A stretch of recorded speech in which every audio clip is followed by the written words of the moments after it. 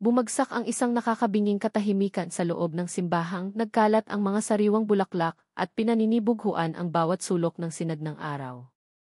Ang lahat ng mata ay nakapako, hindi sa magandang nobyang nakatayo sa altar, kundi sa groom. Si Ben, nakasuot ng mamahaling barong Tagalog, ay hindi nakatingin sa kanyang magiging asawa. Sa halip, ang kanyang mga mata ay lumipad sa hanay ng mga bisita, may pilit na hinahanap. Saka, sa gitna ng taimtim na seremonya, sa mismong sandali na dapat ay kanyang sasabihin ang ako po, isang pangalan ang umalingaw-ngaw, puno ng kakaibang pighati, Yaya Maria. Natigilan ang lahat. Ang nobya, si Sarah, ay napako sa kanyang kinatatayuan, gulat ang kanyang mukha, unti-unting lumuluha ang kanyang mga mata. Sinong Yaya Maria ito, at bakit siya tinawag ng groom sa mismong kasal niya, iniwan ang kanyang bride na nakatayo ng mag-isa? Ano ang sikreto sa likod ng kakaibang pangyayaring ito? Si Yaya Maria, isang pangalang naging bahagi na ng mahabang kasaysayan ng pamilya ni Ben sa loob ng halos 3 dekada, nabuhay siya sa likod ng mga anino, isang tahimik na presensya sa abalang mundo ng pamilya na kanyang pinagsilbihan. Walang araw na nagdaan na hindi niya inilaan ang kanyang bawat hibla ng lakas, ang kanyang bawat pagmamahal, sa pag-aalaga kay Ben mula nang ito ay paslit pa lamang.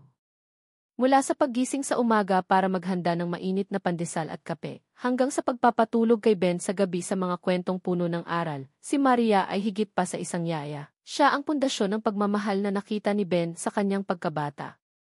Nag-ugat ang kanyang paglilingkod sa isang payak na pangako sa kanyang sarili.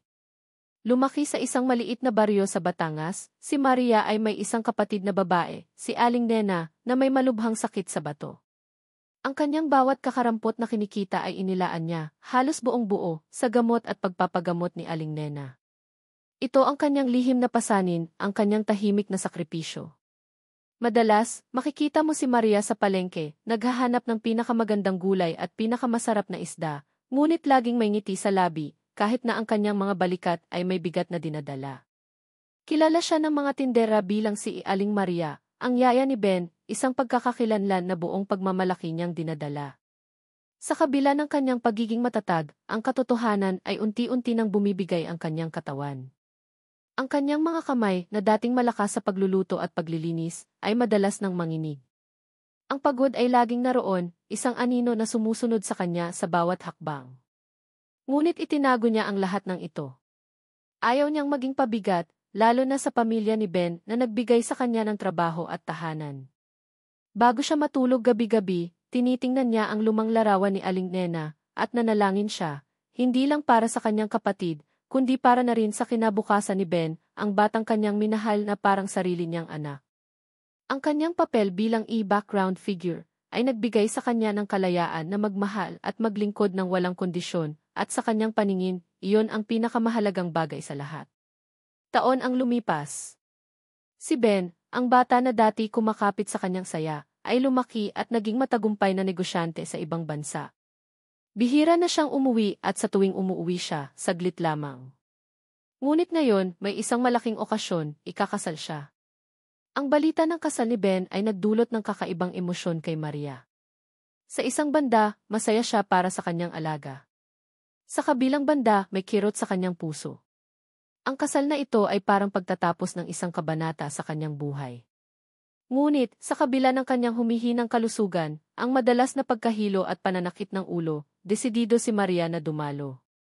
Para sa kanya, ang kasal ni Ben ay higit pa sa isang selebrasyon, ito ang pinakatampok na bahagi ng kanyang paglilingkod, ang kuliminasyon ng kanyang buong pagmamahal. Ito ay parang sarili niyang tagumpay. Naalala niya ang kanyang sarili na nagpaplano ng mga kaarawan ni Ben noong bata pa ito, at ngayon narito na ang kanyang ianak sa pinakamahalagang yugto ng kanyang buhay.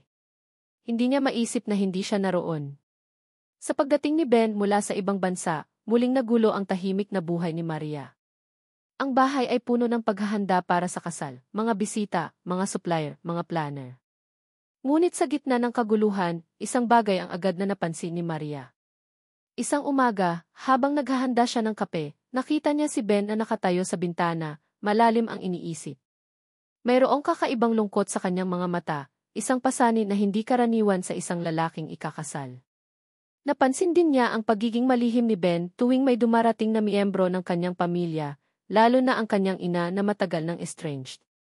Alam ni Maria ang kasaysayan ng pamilya ni Ben, ang mga sugat na hindi pa lubusang naghihilom, ang mga hindi nasasagot na katanungan na dala ni Ben mula pagkabata. Naramdaman niya ang pamilyar na kurot ng pag-aalala, isang kurot na nagmula sa pinakamalalim na bahagi ng kanyang pagiging isang ina. Dahil sa kanyang matagal na paglilingkod sa pamilya, at sa matinding pagmamahal niya kay Ben, alam niya ang mga senyales. Alam niya kung kailan kailangan ng kanyang alaga ng tahimik na suporta. Ito ang pagkakataon para sa kanya na muling maging sandigan ni Ben, sa paraang hindi niya kayang gawin ang iba. Ito ang pagkakataon na ipakita ang kanyang walang hanggang pagmamahal.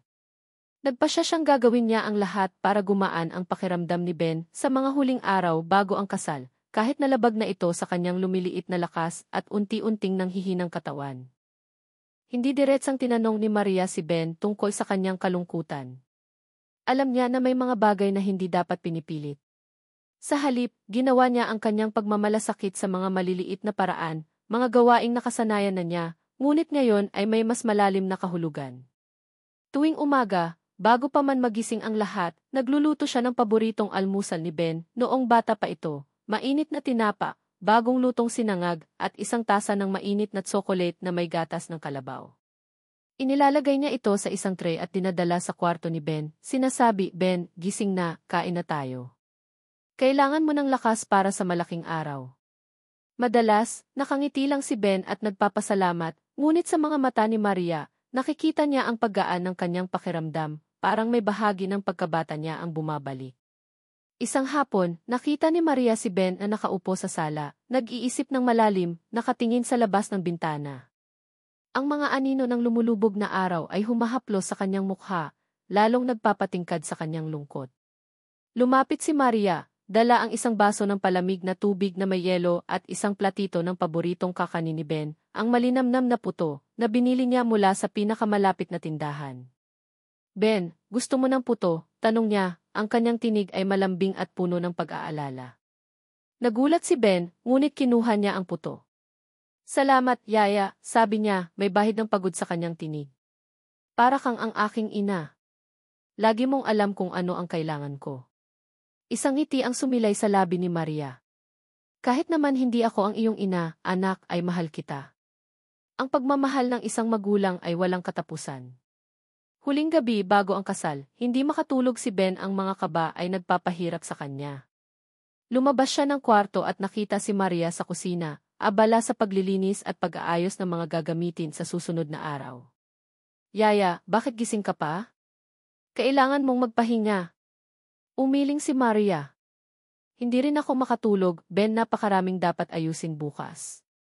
Gusto kong sigurado akong walang magiging abala sa kasal mo. Ngunit alam ni Ben na may iba pa. Umupo siya sa tabi ni Maria, at sa tahimik na kapaligiran ng gabi, nagsimula siyang magsalita tungkol sa kanyang mga takot, ang kanyang responsibilidad bilang asawa, ang pressure ng kanyang karera na patuloy na lumalaki, at ang bigat ng pagmamana ng mga responsibilidad sa kanyang pamilya.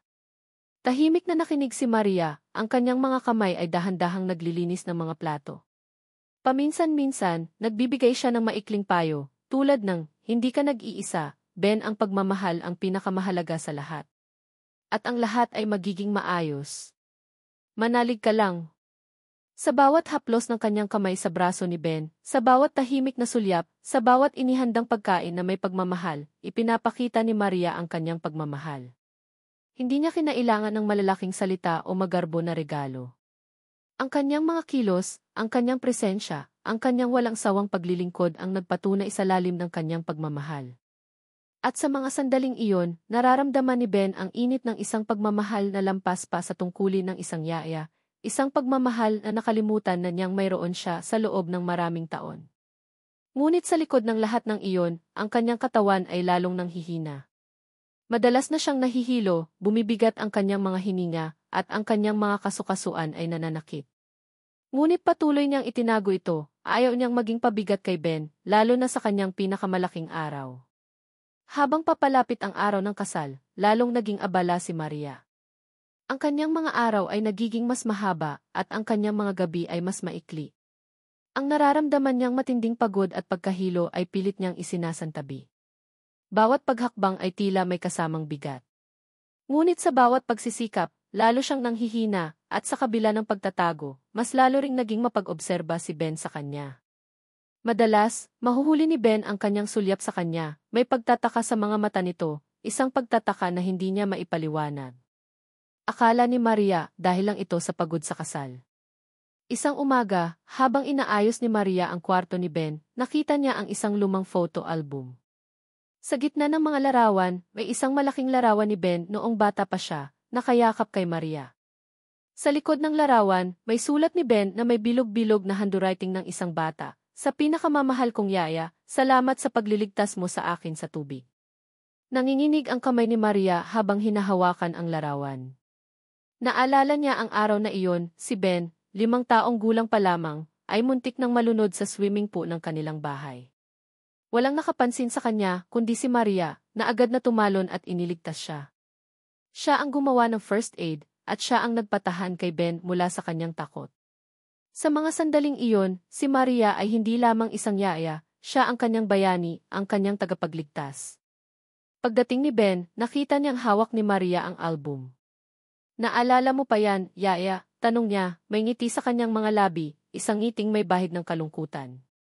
Naman, Ben, sagot ni Maria, parang kahapon lang.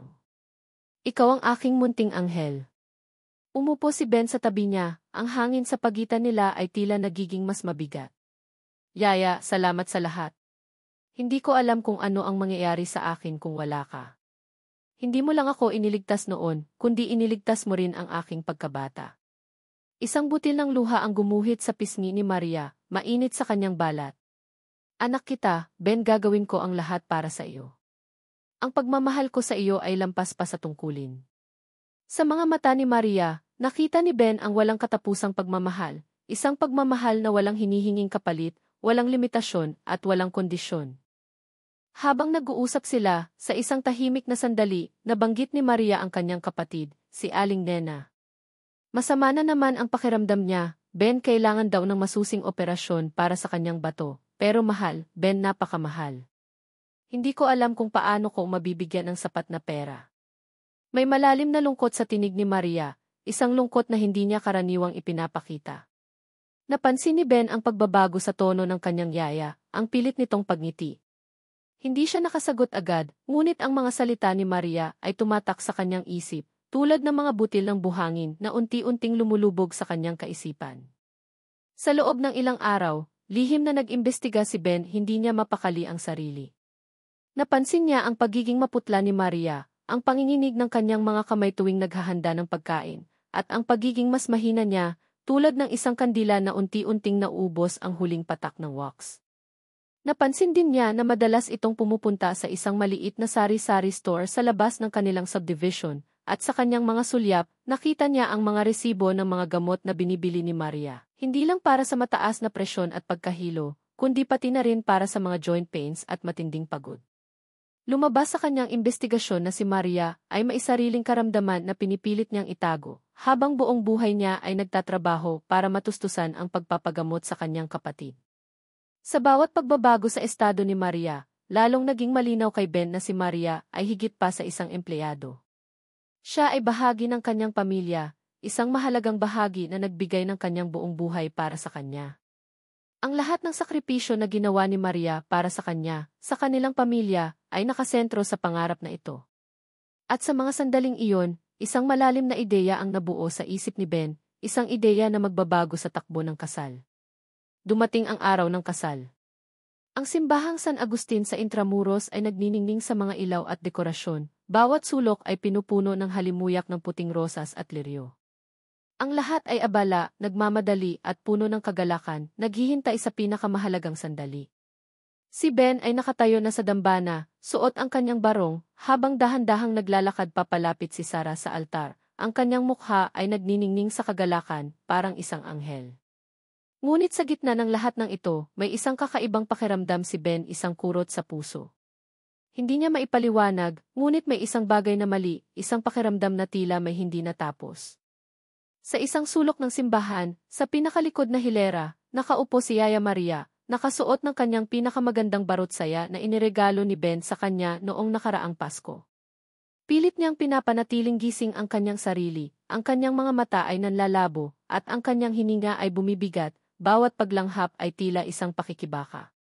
Ang sakit sa ulo ay lalong lumalala at ang kanyang mga bisig ay nanghihina. Sa kabila ng lahat, nakangiti siya habang pinagmamasdan si Ben sa dambana, may bahid ng pagmamalaki sa kanyang mga mata. Nararamdaman niya ang matinding pagod at bago pa niya namalayan, unti-unti siyang nawalan ng malay. Bumagsak siya ng tahimik sa kanyang upuan, halos walang nakapansin sa gitna ng pagdami ng mga bisita.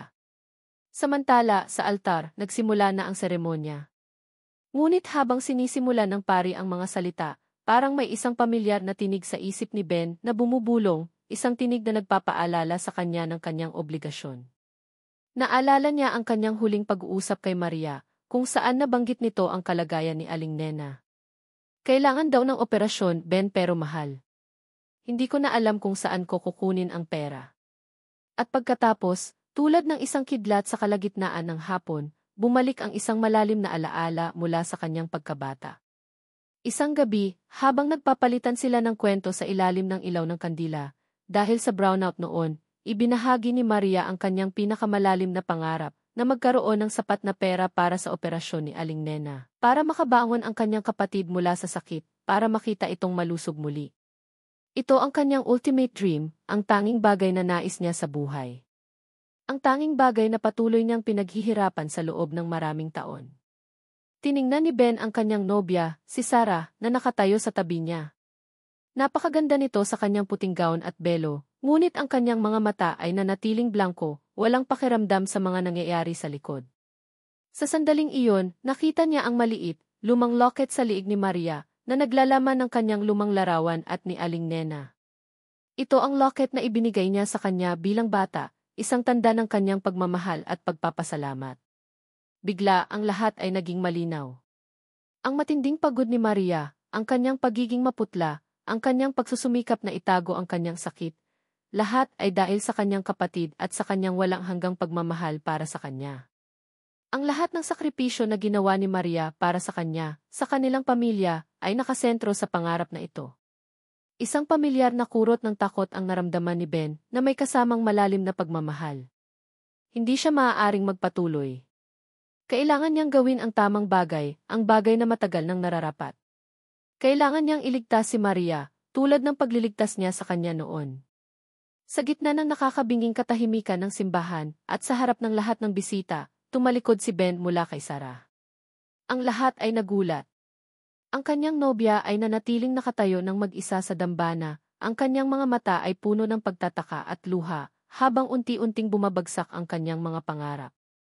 Sa kabila ng pagtataka at nakakabinging bulungan, naglakad si Ben pababa ng pasilyo, ang kanyang mga mata ay nakatutok sa isang sulok ng simbahan. Nakita niya si Yaya Maria, nakahiga sa upuan, walang malay. Nagmamadali si Ben, ang kanyang puso ay kumakabog ng malakas sa kanyang dibdib, puno ng pag-aalala. Pagdating niya sa tabi ni Maria, dahan-dahan niya itong inangat. Yaya, tanong niya, may pag-aalala sa kanyang tinig, parang isang batang takot. Unti-unting iminulat ni Maria ang kanyang mga mata, naguguluhan. Ben, anong ginagawa mo rito? Ang kasal mo, Lee. Inalalayan ni Ben si Maria patayo, ang kanyang kamay ay mahigpit na nakahawak sa braso ng matanda. Iginyan niya si Maria papunta sa altar, sa harap ng lahat ng mga bisita na nanatiling nakatayo at gulat. Ang buong simbahan ay natahimik, ang bawat isa ay nagtataka sa eksena. Ang nobya, si Sarah, ay nakatayo pa rin sa altar, ang kanyang mga mata ay punong-puno ng pagtataka at luha, ngunit ngayon ay may bahid ng pagkaunawa sa kanyang mga mata. Nang makarating sila sa altar, hinawakan ni Ben ang kamay ni Maria, at sa harap ng pari at ng lahat ng naroroon, nagsimula siyang magsalita, ang kanyang tinig ay malakas at malinaw, puno ng emosyon. Mga kaibigan, pamilya, at ikaw, Sarah, simula niya, na nagpapaling sa kanyang nobya. Ngayon, sa araw ng aking kasal, mayroon akong isang napakahalagang tao na gusto kong parangalan. Siya si Yaya Maria. Huminga siya ng malalim at nagsimulang magsalita tungkol sa lahat ng sakripisyo ni Maria, kung paano siya iniligtas mula sa pagkalunod noong bata pa siya, kung paano siya nag-alaga sa kanya mula pagkabata, kung paano siya naging pangalawang ina niya, isang tahimik na presensya na laging nandyan. Yaya Maria, sabi niya, ang kanyang tinig ay nanginginig sa emosyon, hindi ka lang isang yaya sa akin. Ikaw ang aking tagapag-alaga, ang aking gabay, ang aking pamilya. At sa loob ng maraming taon, naging tahimik kang bayani, lalo na para sa iyong kapatid, si Aling Nena, na buong puso mong inaalagaan. Pagkatapos ay lumingon si Ben sa kanyang nobya, si Sarah, na ngayon ay may mga luha na sa kanyang mga mata. Sarah, sabi niya, ang aking pagmamahal sa iyo ay totoo, lubos at panghabang buhay.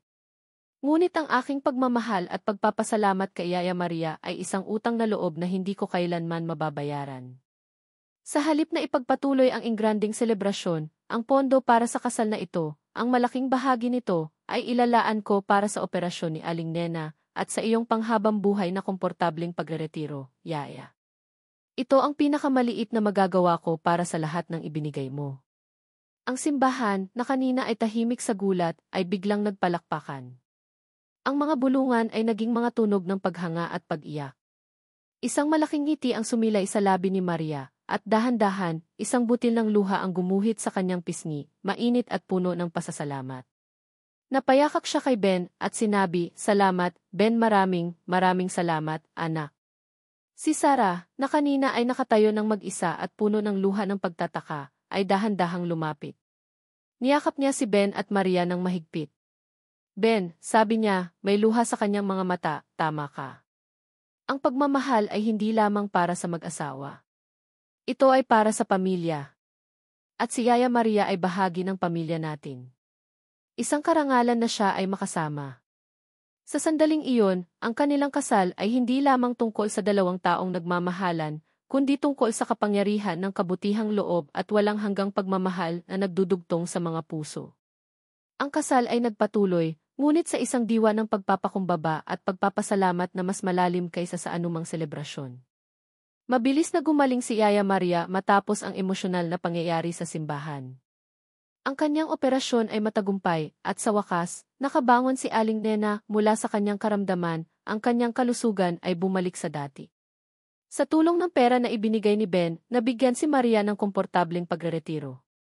Nagbalik siya sa kanyang probinsya, sa kanyang maliit na bahay na puno ng sariwang hangin at simoy ng probinsya, kung saan kasama niya na ang kanyang kapatid. Ngayon, sa halip na pagod, ang mukha ni Maria ay laging nakangiti at ang kanyang mga mata ay puno ng kapayapaan at kaligayahan. Wala na ang bigat sa kanyang mga balikat. Si Ben at Sarah, pagkatapos ng kanilang simple, ngunit makahulugang kasal, ay regular na bumibisita kay Maria sa probinsya. Hindi lang sila nagdadala ng mga pasalubong mula sa syudad, kundi nagdadala rin sila ng mga kwento, tawanan at ang kanilang walang patid na pagmamahal. Ang maliit na bahay ni Maria ay naging kanlungan ng init at pagmamahal, isang lugar kung saan ang pamilya ay nagtitipon at nagbabahagi ng kanilang mga buhay, puno ng salu-salo at kwentuhan. Ang kanilang kwento ay mabilis na kumalat sa buong komunidad at maging sa mga karatigbayan. Naging inspirasyon ito sa maraming Pilipino, isang buhay na patunay ng kapangyarihan ng pagpapasalamat at pagmamalasakit. Ang kwento ni Ben at Maria ay nagpakita na ang tunay na kayamanan ay hindi nasusukat sa pera o ari-arian, kundi sa lalim ng ating kabutihang loob, sa pagmamahal na ibinibigay natin sa kapwa ng walang hinihinging kapalit, at sa mga hindi inaasahang koneksyon na bumubuo sa ating buhay. Ang mga tao sa kanilang bayan ay nagkwentuhan tungkol sa ikwento ng kasal na binago ng pagmamahal ng yaya, isang kwentong pumukao sa kanilang mga puso. Ito ay nagbigay pag-asa at nagpaalala sa lahat na ang bawat tao, gaano man kaliit ang kanilang papel sa ating buhay, ay maaaring magkaroon ng malaking epekto. Ang simpleng kilos ng pagmamalasakit, ang pagkilala sa isang overlooked na bayani na nagbigay ng kanyang buong buhay para sa iba, ay maaaring magdulot ng hindi inaasahang kaligayahan at kapayapaan. Sa huli, ang buhay ni Yaya Maria ay nagpatunay na ang pagkabayani ay hindi laging may korona. Madalas, ito ay may simpleng uniforme ng isang yaya na nagbibigay ng kanyang buong puso ng walang hinihinging kapalit. At iyon ang pinakamagandang kwento sa lahat, ang kwento ng pagmamahal na lampas sa lahat ng hangganan, isang tunay na ikwento ng tadhana at pag-ibig.